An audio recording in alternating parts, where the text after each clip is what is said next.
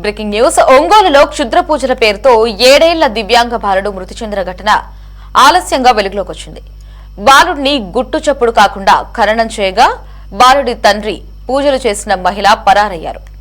ఒంగోలు గోపాల్ నగర్ లో అద్దెకు ఉంటున్న కటారి కిరణ్ తన పోలియో బాధిత కుమారుణ్ణి నడిపిస్తానంటూ నెల్లూరు జిల్లాకు చెందిన ఓ మహిళతో క్షుద్ర పూజలు చేయించినట్లు తెలుస్తోంది. పూజల పేరుతో బాలుడిని హింసించడంతో అతడు స్పృహ తప్పి మృతి చెందినట్లు స్థానికులు చెబుతున్నారు.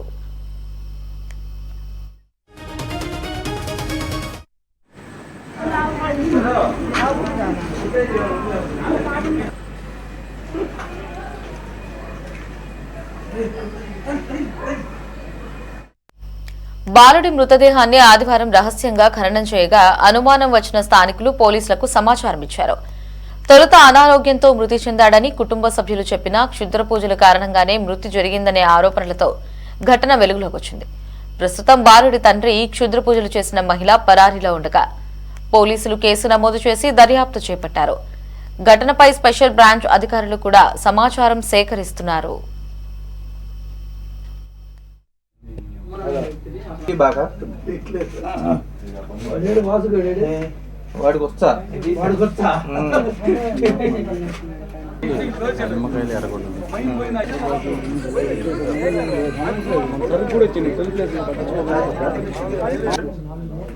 ఇంకో బిడ్డ నాశనం అవ్వకుండా ఉంటాడు. పాపం వాడు ఎంత ఇబ్బంది పడ్డాడు.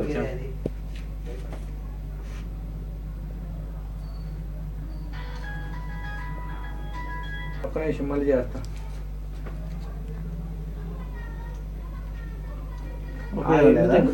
పద్మతోటి కావాలి.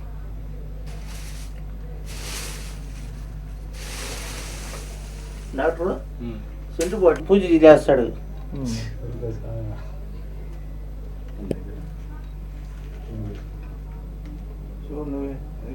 అదే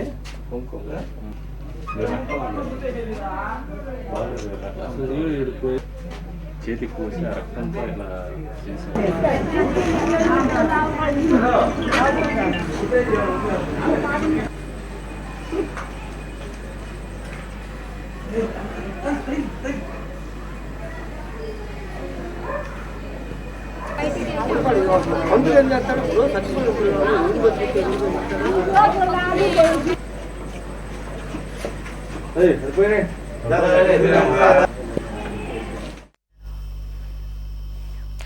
ఒంగోలులో క్షుద్ర పూజల పేరుతో 7 ఏళ్ల దివ్యాంగ బాలుడు మృతి చెందిన ఘటన ఆలస్యంగా వెలుగులోకి వచ్చింది.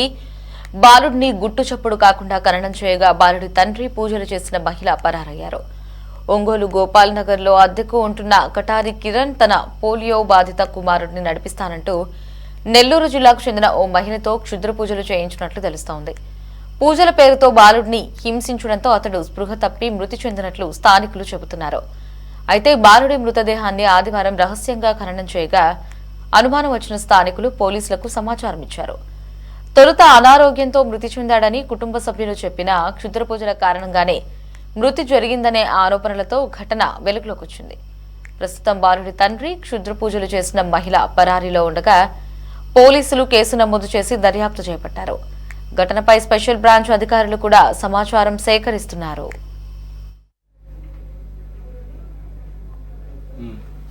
పూజ చేస్తాడు.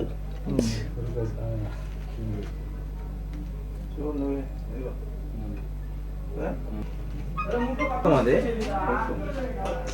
రక్తం అని బాగా